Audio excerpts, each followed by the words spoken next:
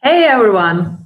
Let me introduce myself. I know that you know me as a Jane Klepa, as the Executive Director 1991 Open Data Incubator, but I hope that you, of course, know our main speakers. But firstly, I want to ask you in our chat, do you know does it mean, VUCA? Of course, you read it in our event, but do you know it earlier? Let me characterize shortly that it's complexity, volatility, ambiguity, and uncertainty. And about that, we talk today. So, let me introduce the first speaker, and it will be Daria Leshchenko, CEO, partner at SupportYourApp, co-founder and advisor at Label Your Data. Daria, the screen is yours. Hi, everyone. One more time, my name is Daria Leshchenko. I'm a CEO and partner at SupportYourApp. I'm also a Harvard Kennedy School alumni and the first Ukrainian girl to be accepted in Forbes Tech Council. At SupportYourApp, we provide customer and technical support, and currently we have 500 employees that live with us in these uncertainly very not easy times, and we'll be happy to discuss different interesting questions with you, and probably in the end we'll have the results and our vision of what we'll have eventually after this crisis. Thank you very much, Daria. And the next one will be Nina Levchuk, Startups and VCs and Technology Industry Lead at Google, Career of the Year by Cosmopolitan, and of course, co-founder of FemTech Academy. Nina, please. Hi guys. Jane, first of all, thank you so much for introduction. I'm super glad to be here today with you. I think it's an awesome initiative, and great that we would be able today to talk about such important topics. What I could add from my side, as you have mentioned, I'm basically working in leading startup and VC direction associations within Google. But as well, one of my latest focus is the FemTech Academy. That's an initiative that I have created with one of my co-founders, Karolina Spodina. And we have a big goal, actually. First of all, survive through the COVID, and secondly, to educate over 10 million females around the world in the next 5 years for free. So I would say I could share my experience today from the both direction, from the corporate world, from the startup world, but as well by being entrepreneur by myself. So really looking forward to chat with you ladies and with you guys who is behind the screen. Thank you. And so let's start. Let me understanding with you at the same page, guys. And I try to explain. We haven't any presentation. We have a discussion with girls, and you can also ask your questions. So please do it in our chat. The first question from me, Nina, tell me please, how do you think now, not your maybe company, but your project as a FemTech Academy, what's your main reason to do now in VUCA reality? And why maybe you think about the same concept of this project now, but not earlier? Yeah, I would say, let me address it from the both side, right? I guess you're asking it from the side from FemTech Academy, but as well from the startup direction. Is it actually a good timing to do investments or anything like that? So if you're talking about FemTech, it's super easy. It's non-profit. So there is we of course have a fixed cost, right? That we hopefully would be able to cover through some government support and potentially through VC support. But why now? It's not about COVID even time. It's about that we started way before. I think it's about idea just to boost entrepreneurship.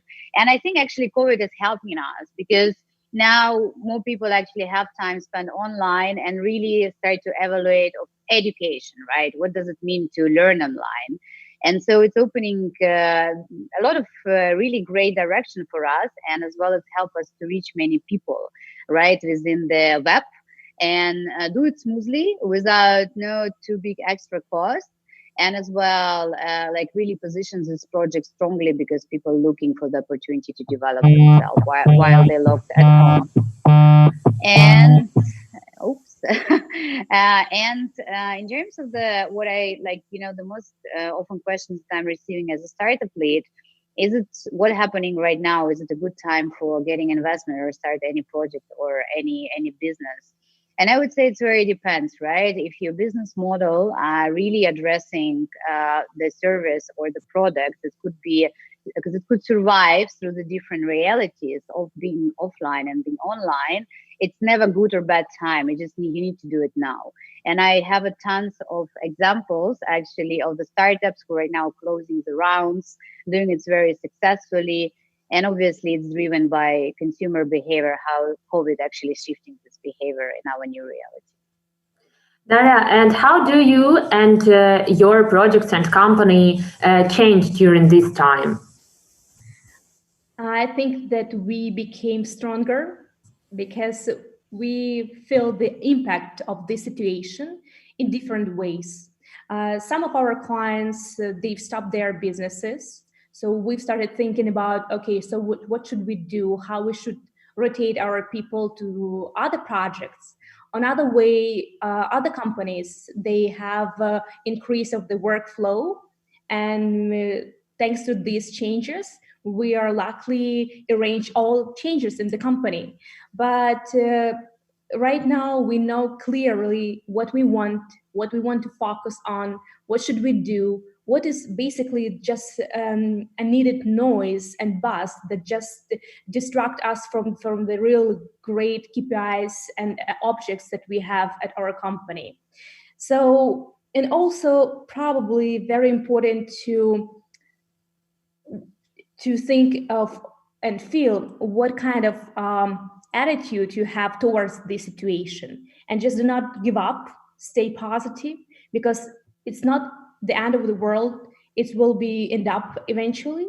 So these things really matters, and it changed at our company a lot. I'm of course agree that it really matters, and for me, team relations is very important too in this time. Of course, yes, but if you speak about business, we all talking about new changes, new chances. Is it about new business models or some pivots in our projects? What does it mean? Or we should change our style of management, for example, or altogether? What do you think about that, Nina? So I would say your questions could be split in two parts, right? One part is business and second is a management style. If we're talking about business, I think it's definitely opportunity for businesses to understand in which bucket they are. And if you think about where all the businesses ended up during this new reality, it's either they're completely blocked, right? So they're in the very challenging situation where they cannot really adopt their business model super fast, and they not potentially don't even have economical support behind them, right? So to put it and just wait quietly. The second part, right, they, for instance, a bit more flexible, and they just quickly starting assessing, okay, so how can we adjust to the new reality? Are we fast enough? Do we have enough resources to survive? The third one, those who actually like, and we have a lot of examples, for instance, in home exercising, right? Where there are a lot of startups who was providing access to the offline like sport perks, completely like reverse their business model and start to provide everything online. So they're like pivoting their business, and this giving and opening them opportunity actually, not just grow loyalty within their current customers, but as well to acquire a new customer. And it's a very cheap cost because people potentially looking for that solutions. And this fourth, of course, probably the most lucky ones, those who actually has the ability to invest and even grow their, I would say, base of the customers, because their, I would say, business model completely fit to the demand that currently exists in the new reality. Again, I'm just like really shocked how many cool companies now start exist while the COVID started. Like one of them, like I really love it, Hava. I'm not sure if you heard. It's like basically the girl who created the Miro, that you could put in your bedroom, and then this mirror actually a screen, and you could exercise with your favorite gym coach, and then like basically as well record your exercising and then send them, receive a feedback, receive the dietary advices, and it's all happening through the mirror. I mean, if you think about production cost of that mirror is basically a screen, but it looks like a mirror. But that's a cool approach, and I think the guys were able to like launch it super quick, and then through the last 2 months, they are like customer base just grew like a skyrocket, like like it looked like a Tesla was flying to the moon. Right? Look like that. Yeah, so that's in terms of the business model. I think the most important part is understand where you are, and do like reflection through the months, right? Because it's changing very fast, and like everything is changing, not just the way how a COVID evolving, but how the business reality and business ecosystem is reflecting to that. And when you know where you are, then to work on recovery plan, right? Or on the growth plan. Depends if you're in the first two buckets or in the last two buckets. In terms of the management style, maybe let's Daria talk about that, and I that could add on actually. Firstly, I want also ask you, Nina, and do you have some pivots into projects and startup that you mentor or advisor? Yeah, no, absolutely. I do have. I think like out of like startup reality, around 20% were able to pivot, just because I think it's very hard already to find the startups who like starting their business and saying, okay, we will be completely offline. Right. So Yeah. I think majority already trying to do a business model where you have online interaction, or at least you could provide the service or deliver product. So I would say most of them were able to pivot.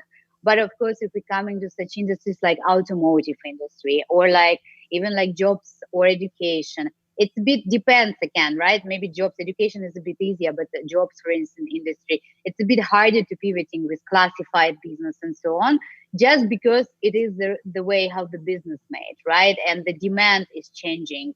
So it's very important which, of course, vertical you are. And looking again at the fintechs, right? I think a lot of them were able to pivot quickly and now go to investing stage. But of course, it's like really important first where you are, like what bucket and which industry. Yeah, sure. Daria, yeah, about the second part about team management and management style now. Sure. I can tell you more about our management style that differently has changed, and then I'll also add you about the business types and everything that's going on with the business at SupportYourApp. So basically, there are two different types of businesses, and it's according to the book of Drive. And the first type of people that they use this business management style, they call it type A. And it's people that should follow written instructions and guidelines. So basically, when you have these people working with you, you need to have the really clear instructions and one points like what should you do and how you can control it. The second type, it's type B, and it's more about motivation, that people follow the same idea of the company, and management of these people is just the leaders. They inspire their employees, they inspire their people. So I would say that currently the shift of all these types we can feel, and we can see that remotely when we work from homes, we couldn't control unless we use different like time tracking applications, what your people do and how they work, and they can work whether just a couple of hours within the business hours, or let's say even more than they have to. And it's quite opposite, and it's also not good, let's say, if the people working less or they work too much. So I would say currently at SupportYourApp depends on also on occupation and what people do, what their like professional skills are. They can shift from the type A, when you have written instructions and guidelines, to more to the type B, when you have freedom and you know the responsibilities, and you know that you have things to do because it's your field that you are basically in charge of. So two types that we have here at SupportYourApp, and I see that people are moving forward to the type B currently in this situation with this COVID-19 situation.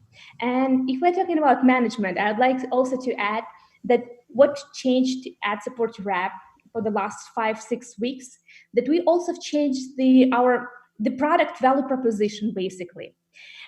We've started providing and offering to our clients tailor-made solutions. So we are not fixed in what we do. We are not like very conservative. When we have potential client, we always try to find a flexible, tailor-made solution, even maybe to change our model that we used to have in order to win this client. And I also will notice different companies from Ukraine, for instance, that are also operating in the US, like companies like Allsat, that also working with the delivering of goods or groceries from grocery stores or restaurants. So basically the companies, they were focusing on delivery foods. However, with all this situation right now, what they do, they also like did a pivot, and they started working with the restaurants. They didn't have their own delivery systems, so they just offer them to use their platform as a solution to deliver basically food from restaurants. Also very smart. If you do something very quickly and you understand that you can make these changes right away, it will be beneficial for every company. And as far as I know, like if it's a huge company with a lot of bureaucracy, it will be more difficult to change something as it's when it comes to startups. I think it's Okay. brilliant, actually. Yeah, sorry, Yeah. I just wanted to say, I think it's like a brilliant example of the pivoting that Dasha just said. Like, I think there is a very good example where you could definitely do more in the good way of getting more consumers, but as well like giving back to community. Actually, for example, in our team and in our community, it depends upon not only an idea, but also about, of course, the team. And that's why I ask about some management style and inside the teams. And how did interpersonal relations and communications changes in your teams and with your clients? Because it's really important on the same page with the business models or their working style. Yeah. I mean, I think like it's very good point, Jane, that you made, right? So in terms, it's one thing so you fixing internally within you, the another thing you're adopting to the style of what customers are doing right now. What's your yeah? So I think like in our case, it definitely depends on where model is. You're choosing a different approach in the comms, right? So definitely you're adjusting the comms, and the full goal is to support, right? That time is not about selling. That time is about support. I mean, I'm just right now talking from my perspectives, right?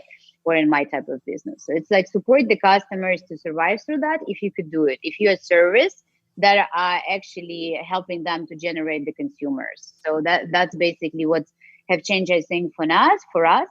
And of course, we adapted to the clients' current management style. And another thing for those customers who right now actually on acceleration paths, we even triple our focus, right? Because we really want to make sure that we're supporting them in that period to grow, and we could give them even more offers that could help them to do.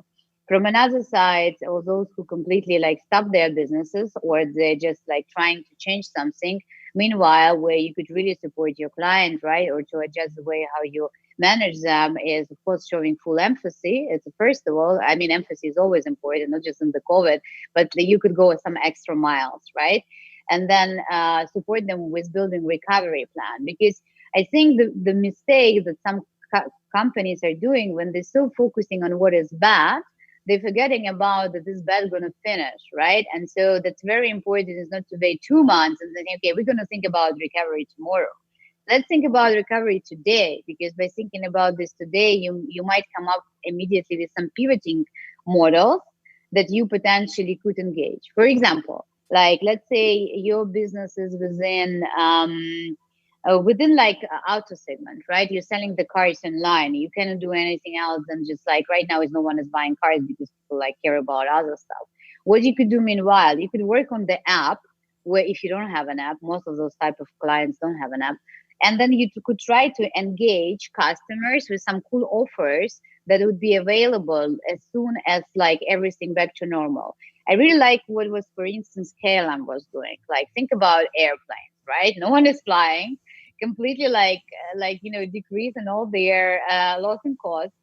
And what they've done, they start to basically email campaigns where they're proposing to the consumers to buy the tickets in future with 100% refund if it doesn't happen, or if the person wouldn't be able to fly because of his personal circumstances. That flexibility is great. I think that that's something that we should keep even after COVID, because this is the way how we're showing the love to our consumers, and that's the moment when the loyalty start to grow.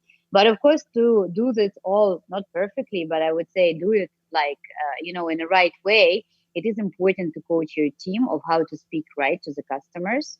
And I do believe that during the COVID situation, engagement is grew, or importance of engagement is grew as even more than it was before.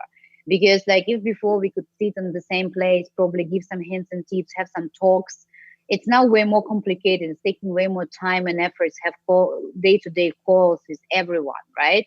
And so you shouldn't underestimate the importance of engagement with your team and coaching them of how to address different issue without assuming that they will naturally will be able to reflect or understand.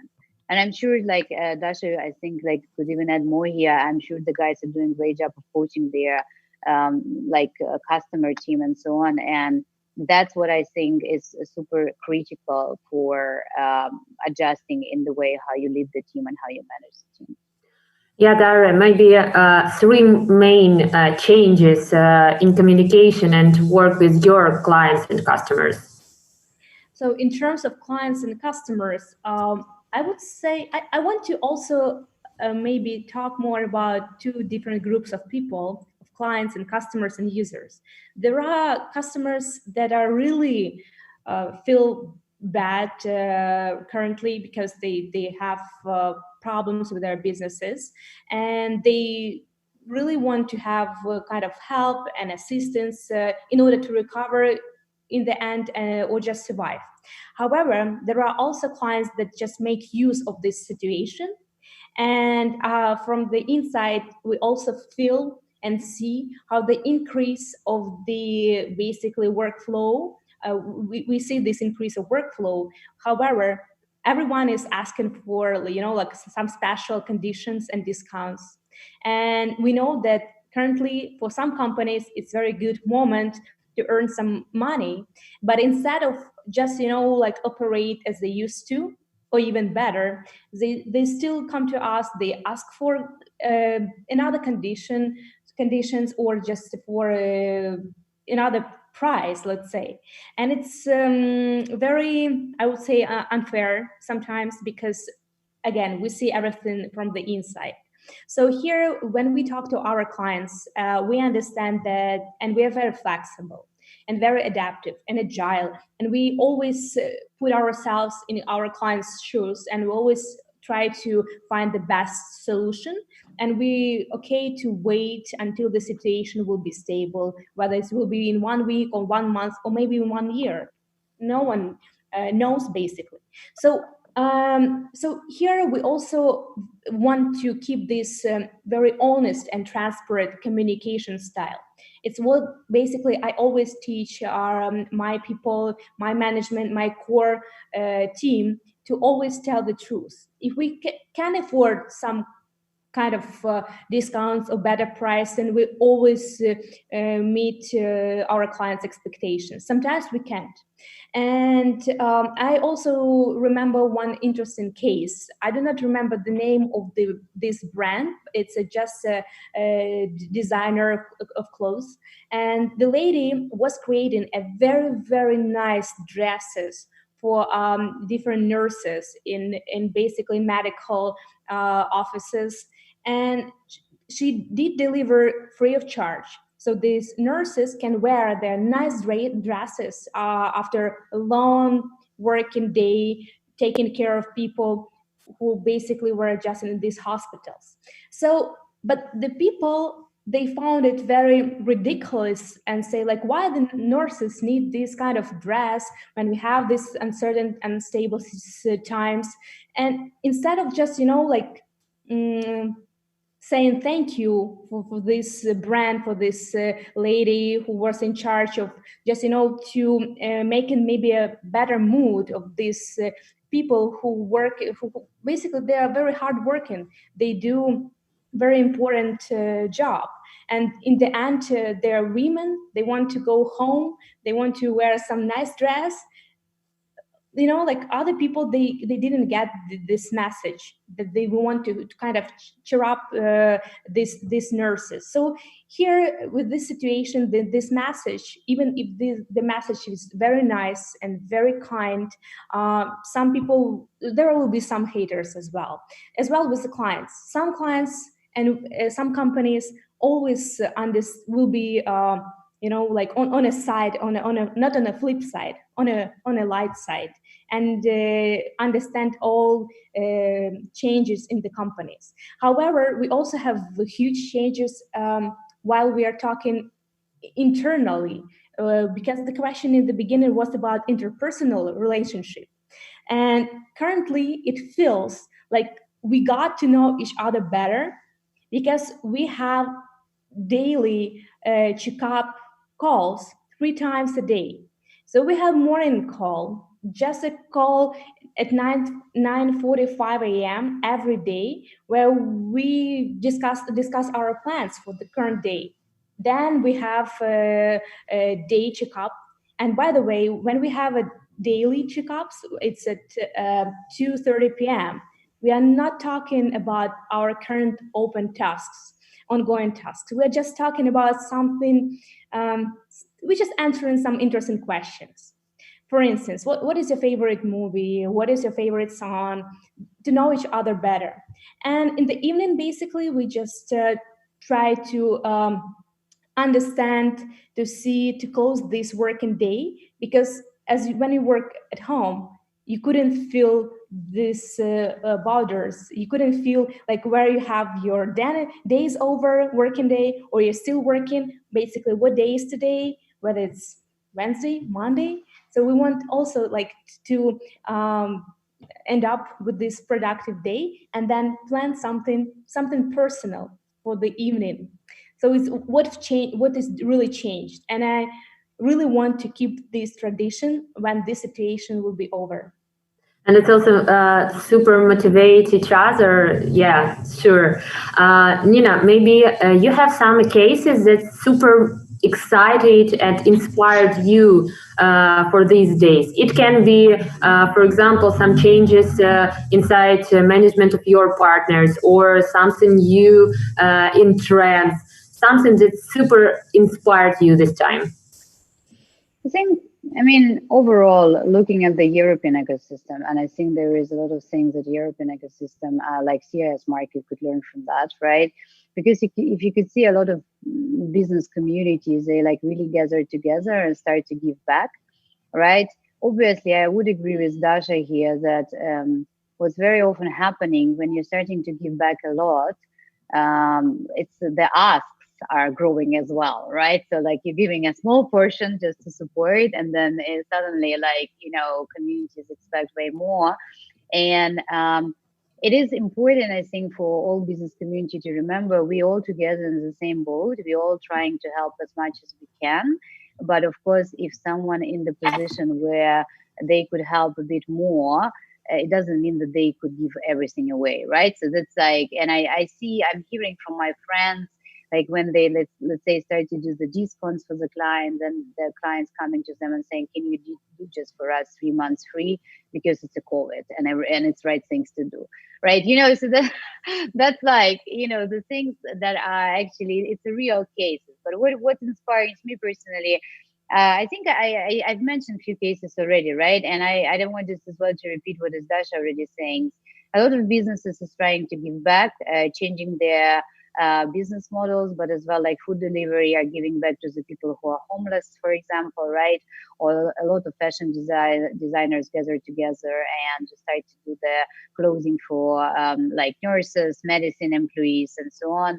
A lot of job segregators, for instance, started for free, do the listing for medicine, like medical jobs. And there is tons of those examples. And it would be very great if like some of that will be actually transforming as a goodwill and as a, I would say, behavior, of course, after COVID. Not necessarily it's happened, but of course, it's like great to believe in that. And I do believe that countries where businessmen could do more, it is important to do more. And it is important to gather money to support the people who was like less lucky, or to support the startups, or to support accelerators, and so on. So that's right things to do for now. But we just obviously, all of us need to be cautious about doing it for the good reasons, but without like, like bad impact afterwards for the businesses who are doing that actually.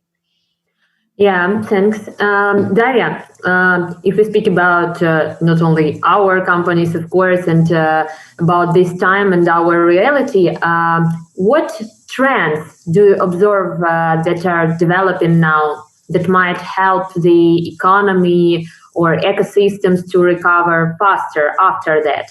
Because I saw also questions in our chat, and I understand that it's really important for our attendees. Right. So from our perspective, they really think that we used to using right now, it's obviously the order delivery, grocery delivery, yes, just a regular shopping. So basically, I think that this will definitely help businesses after this situation, and I think this probably will also change the habit of people behavior, basically how they used to do their shopping, right? So it will definitely help businesses recover faster after this situation. And another trends, apart from just delivery, all this logistics stuff, it's obviously SaaS and educational things. So what I observed that currently really growing demand of different personal educations, of personal development and skill upgrade. So it's great. We can imagine that without any borders, living like here, and even doesn't matter where you live right now, you can study, you can learn something new 24/7. You can have unlimited access to basically different courses, knowledge base. And basically when people will get these new skills, that will also help economy recover afterwards, because we will have the new professionals, people with the new skill sets. And in terms of trends, what I can see, it's more about also entertainment part. So there are more and more different games, especially mobile games, are getting more popular, and people are just spending time on the things that they want to have the online entertainment. So they want to spend time with playing someone who's just, even if it's a probably group games. So you have your teammate and you can both play one game and feel this competitive competition. And in terms, by the way, of inspiration, I have one very nice example. I would say that for me personally, the most impressive outside of SupportYourApp, outside of the company observation, it's the way how the beauty salons, the beauty companies started to move forward from the service company to, like tutorial developers company. And what they do, they make in different beauty kits, and they just send it to home. So you can, at home, you can do like some beauty things. I mean, like you have tutorial video, how to do your nails, let's say, and then you have also all the equipment to do this. And it's really inspiring how the very like offline business service companies still have this adaptivity and started completely different kind of business. This transformation, yes. Maybe you want to add some also as you think about these trends or transformations too. Yeah, I think like about trends I could talk for hours because the place where I work, so that's part of my job, right? To assess the trends. So definitely, that's like could be a different webinar, right? But if like to maybe summarize it on a helicopter view, overall, every crisis is giving you opportunities, right? And what we see a lot in the crisis, the digital is a race. So first of all, I do believe that's what happened and give a big push to many, as Dasha said, like offline old school businesses to transform their business to online. That is always good for economy, right? In the same side, we could really think about governmental institutes, right? So because economy is way wider just than just business ecosystem, it's as well what is from governmental side, what the institutes are actually driving the economy and so on. And we could see as well very good examples, right, where like schools, universities, or operations that was like, like for instance, I'm living in Germany, right? It's I needed to receive my residence ID. Normally, I would go to the place. It will take 2 weeks because its IDs need to be taken only personally, and it's cost a lot, by the way, like just to pay all the fees. And basically, this is from where the government is well taking money, right? And now it's started to be delivered just to home, like without anything, right? And they sending you online notification that it would be delivered to you at that time. So that's like, we could see that even governmental side, right, or institutes start to develop and transform, like schools getting to the online education, institutes will get to online education. So thinking about like education fees, right? In future, if you before could afford only maybe 100 students, right? Now you can afford 1,000 students. Only what you need to do is like really develop strong curriculum. And that's what was one of the reasons why we decided to enter with Femtech at that time, right? Because we have really cool and strong curriculums and really great, strong role models who would teach people, right? So that's one thing. Another thing in terms of trends, definitely what was happening is the behavior changes. No surprise, entertainment, video consumption, like basically all how to survive, how to get deal with my boyfriend, how to not get divorced, how to cook the pancakes, how to do the like beauty. So everything wherever you would ask normally your friend like how to, right? So how to is the biggest trend. And obviously, what is important to understand that it's not long-lasting trend, right? So it's going to finish, and some of the way will go back to the way how it was before, but some of the part will actually remain within the segment. And so, if you're a business, you really need to identify that part that will remain to continue using this online services and win their love now. So you could like then build loyalty afterwards. Yeah, I think such companies like Disney, for instance, had the best times in their last years because, for instance, they were launching Disney Plus. What could be better than Disney Plus for parents, right? Who are staying at home and need to advertise their kids. And there is many other examples of like that. And obviously, like Disney Plus will not go away after it will be finished, right? So kids will get used to that and they will continue to consume right there. So that's the opportunity as well, right? And this is how it's going to help to recover for economy, especially that segment that will last after it will be finished. Right. Also we have a few questions from our participants. That's why, Daria, are you considering leaving the company to work remotely forever? No, thank you for this question, but no.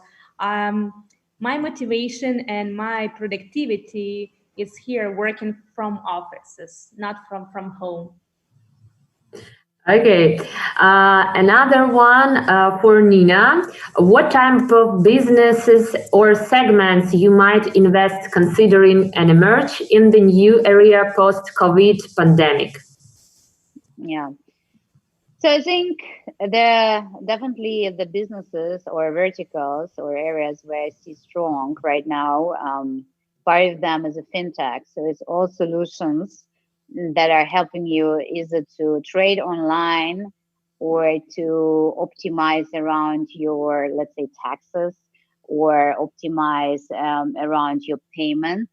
So everything that is, it was, by the way, strong before, right? It just was less impacted by COVID. So I would assume that after post COVID time period, that still will remain a generating machine, right? So that's where I would definitely invest if I will be a big VC fund, right? I'm doing angel investments, but that's not those sums, right? As well, any like online. So I would basically like in terms of we talked today a lot about food delivery, right? And I would say that was one of the most interesting vertical to really see how they develop, because not interesting from the way how great they are, but as well how many things was fucked up there. Like, in terms like really like delaying the deliveries, really like doing last moment cancellation, because just like the ecosystem or resources wasn't ready, right, from their side. So all solutions that are helping big businesses or even startups to optimize around their efficiency, that's definitely that will be needed even after, and that's as well could be investment area. All solutions that are helping people to choose the best product comparisons, right? So top 5 education, like they were before, they continue last, and they continue generate the profitability, especially with some lower margin pressure. SaaS solution, right? I mean, Dasha business, I would definitely, if I have a few millions, would invest in her business, because support supporting consumers would be is always it never will be I would say old fashioned, right? That's an ongoing need. It's something like clean like your hands. So definitely that's again like everything to the consumer behavior, driving behavior around efficiency, fintechs, like SaaS. So that's definitely the segments where I would invest. I can add, if I would have like a couple of extra millions, I also see the new regulations about the KYC procedures, about like how Privacy. documents verifications procedures are conducted right now. So I would also will consider, like, if all banks, let's say all banks will be online, all the financial structures will be online, like Revolut or something like that, all the verifications, they will be also online, and the basically different loans will be also online, and you have the net scoring. So all these kind of solutions, it's also very attractive for investors. It's the one thing. And the second thing, it's basically businesses that are focusing on B2C model, because B2B, it's not so stable currently, but B2C, like consumers, and especially that some things that I really need currently, or they probably consumers, they use it quite often. It's something that is also very interesting to think about as an investor. Yeah, I agree. Absolutely. And about investors and point as an investor, we also have not question, but they want some recommendations from you. Make use of these. You need to understand what is that, and watch out on this. Our participant, I think, he asked us about what the main points we can make in our projects, and what some things you need in our startups and projects, because he have too much questions. So basically, like every company, for instance, here, like we already have a stable business, SupportYourApp, but we also opened, like, launch a new startup, Label Your Data. It's about annotation data, labeling data for AI for automotive industries. And as every startup that is looking for investments, you're supposed to have one idea in your company, in your startup. So basically, one idea, one problem that you would like to solve. You're supposed to have a very good team that will be focusing only on one this idea, on one this problem. And in the beginning, it's very good to have kind of MVP or already a better version of product or solution. So at least you already have something in your hands to show to potential investors. So from my perspective, is three the most important things that every startup is supposed to have. So I guess I need to answer what not to do, right? So if I understand Or what not to do, yeah. yeah, what to do? Well, that's a good. I mean, I have so many examples what's not to do. Definitely what's not to do. It's we obviously we're right now in the time when the investor are cautious about their investments, and like it's way harder like to receive right now pre-seed or seed, right? If you're just starting, and if the investments are happening and more happening on the A probably stage, A level or B level, because it's already some proven model. So I guess like definitely have very clear expectations, not to be too much overestimating the current realities. But I think what is as well important, I see the biggest trend right now. Many great, I would say, smart people, right? Great brains. I wanted to say smart people are investing a lot of time in building the COVID, right, solutions or like startups who could address the issues. That is absolutely great. But I would say I would go there only if you're really sure that your technology would allow you not just to hype on that, because I could see like many is like, oh, we are supporting that. We just raised like 200, like, or 20,000, or like, but that's and it's great that people doing this. This is what needs to be done. What I'm trying to say that it's like if you're really going to that direction, really make sure that your idea is something that you truly believe in. You're not trying to hyping on the current situation, right? So that's definitely will not help as well for your father brand history, right? Like what you were doing before.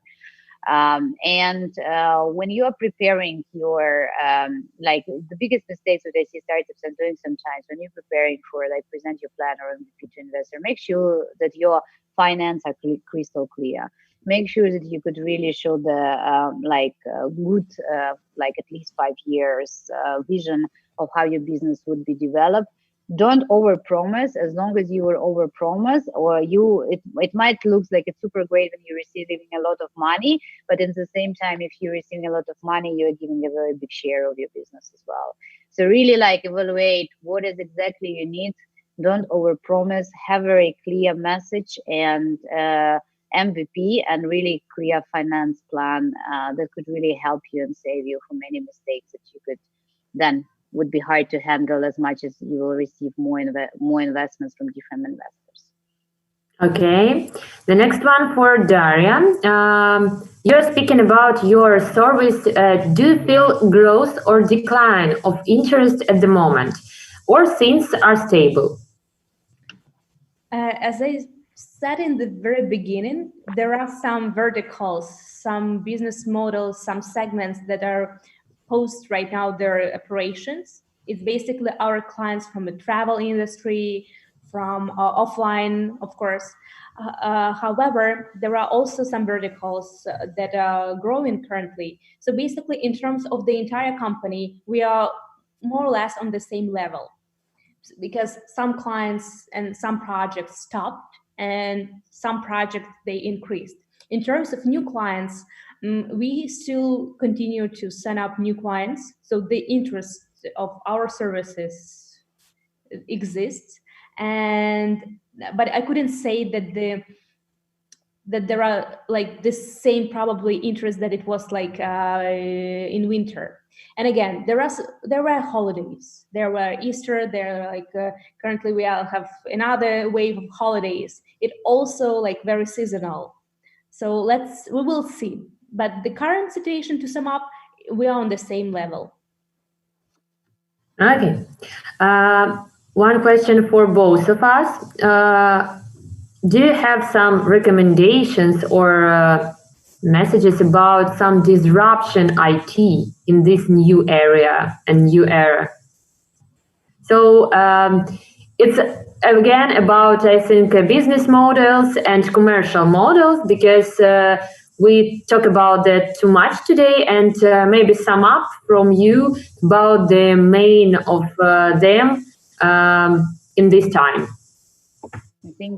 I think it could disrupt in any vertical. Honestly, nowadays, it's the COVID again proves that most of the models could be disrupted. So, I honestly, I'm sorry who asked this question, but I honestly think that it's a wrong question. It's just because it's like it's like to ask like, just tell me where the best to get $1 million.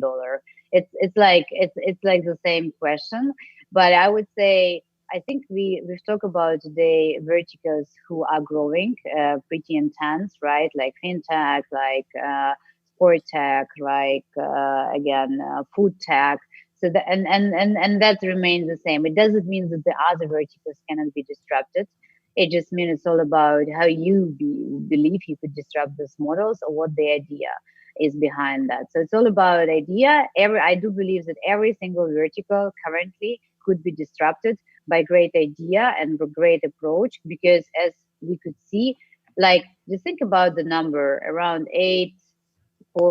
yeah, if I'm not mistaken, 8 billion people in the world, like, right, the connected online. So that's a huge pool of what you could do for customers, and basically every idea could have a chance for life. It's just all about idea. What I want to mention, I basically would like to mention Zoom. For me, it was a disruptive IT solution, because we used to use, let's say, Slack and some in-app services. However, with the Zoom, currently the evaluation of company is like twice bigger than Uber and Lyft together, something like that. So for me, it was a disruptive IT company that just appeared during this COVID situation. And other industries, it probably also will be in different like e-commerce verticals, and like basically everything that we mentioned, where we have where we can see all the trends, what people change in their behaviors. So basically, yeah, I agree with Nina at this point, but I will really wanted to mention Zoom. Okay, super. And maybe the last question from me. And what will be the sign for you and your companies that this economical crisis is over? I mean, obviously, there is a few signs. One sign is natural science, another science is governmental science, right? So, governmental is like when the basically but it's not about economical crisis will be finished, right? It's about when the business will be able to start to operate after COVID, right? And it's very driven by the government side. And obviously, I think one of the signs would be is active work with the customers on the how again acquire more clients, especially with those segments that currently in challenging or in situation when they're trying to understand how to change their business model or prepare for the new after COVID period. So I think that was definitely a very good sign, the productivity from their side, right? And like, really willingness to drive and pivot further on. That means that they would see opportunity for economical gain, and that means that it will drive economy further. Okay, so as for me, and of course, the main indicators would be the GDP growth and the stock market recovery, and it's on like in general general macro level. But for the SupportYourApp, I'm sure that the best indicator would be when our people will be discussing their next adventures in our cafe or at our kitchens. And that would definitely will mean that they have enough resources to go to the places they want to go and to do things that they really want to accomplish. So basically, not just recovering in terms of the very common functions and operations, but again, to have these resources, budget, let's say, to accomplish all plans that were postponed. So basically, for me, it will be a clear sign that basically this situation and the sign of the economical crisis is over. I wanted to make a joke about stock markets, like when the oil will start to recover again. So Yeah, no, I'm joking. this kind of, but especially for Ukrainian, let's say, economy, and especially for GDP growth. Yeah. It was the last but not the least, the question, because we have a question from our participant. Ladies, a question to you regarding general transformation of the IT sector in Ukraine. What do you think how the recent situation impacts the balance between service and product companies? I can say that currently what I've heard from also from different IT entrepreneurs, especially that they run outsource or service companies, everyone recommends to start kind of product companies, to transform from an outsource from service model to a product company. However, what I also see that if the company is diversified and has different verticals, let's say this company is secured and can still operate and grow and have new and new clients and scale to new markets, and everything will be fine. And also I have the feeling if the company is very, very small and has like small, I mean like 25 people, maybe 50 people, and it's a service company and has only one or two clients, I think that probably it's better to have kind of M&A with the bigger companies to make sure that the project will be the project can survive and the company can survive as well. So again, different visions, different recommendations, but I still believe if the company has a diversified portfolio, everything will be fine. Apart from that, you may try to launch, to develop a product, and yes, and basically launch it on the market. Okay, Nina, add please. Yeah, no, I mean, guys, I'm focusing right now mainly on Central Europe, so on Germany, right? But of course, I could only evaluate like from my friends who are still doing business in Ukraine. I mean, I think Dasha said very important thing is diversification of portfolio. So no matter what business you are doing, if you could really diversify with those who very potential but risky, and those who are very stable, and you know that maybe they not so profitable in terms of margin pressure, but they will survive, is definitely the key to success, right? To just continue operate. Otherwise, you just will end up either or. That's never good. And I don't think that there is too many smart entrepreneurs left who would do it. But of course, we do have examples where the company have only one big client, right? And they really depend, all their fixed costs are very dependent on that big client. And if it stopped within the COVID, right, then all, even if their offer is very online and could be at investing stage, just because they were dependent on one client, it's and for them it's very hard to find someone new. So I think it's from the beginning. I think COVID really teaches one good few good learnings. First, we wasn't ready for that, right? We all know that now. But second is that for those who are actually going for the bigger fish and forgetting middle fish and small fish, now they learn how to actually diversify their offers more and optimize resources around those offers in order, if it's happen again, right? So they could like have some economical backup within their companies. That's what is, I think, Ukraine different from many European countries. In Ukraine, entrepreneurs didn't receive any support from government. They didn't receive money. They wasn't like the employees of those companies wasn't paid salaries as much as it's happening, for instance, in Germany, right? And no one was giving to entrepreneurs like grants of 20 or 30K just to at least try to cover fixed costs. That's a big difference, and that's what actually hit it, I think, mainly entrepreneurs in Ukraine, because they only would now need to be related on their own economical backup. They like cash backup they have created over the last year. But if you're a new business, obviously you don't have any backup. So that's what would change, I think, overall Ukraine ecosystem after the COVID a lot. Right. Thank you, ladies. We have 1 hour left, yeah, and thank you very much. Firstly, Nina and Daria, and I wish for you, for your families and teams, only growth and positive growth in every sector. I mean, not only work, but also your mental health, of course. And I wish you, all the participants, the super productive week.